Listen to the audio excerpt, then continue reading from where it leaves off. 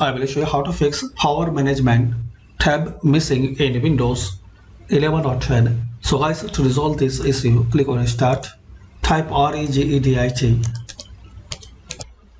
open registry editor. Now here expand HK local machine, then system, then expand current control set, then expand control, then here expand power. Now double click on power. Now right click anywhere, new, select string value. Now type here CS enabled. Now double click on it, make value data as 0, then click on OK.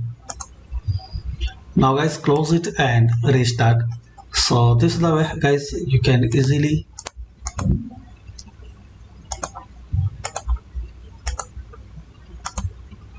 fix power management tab missing in Windows 11 or 10.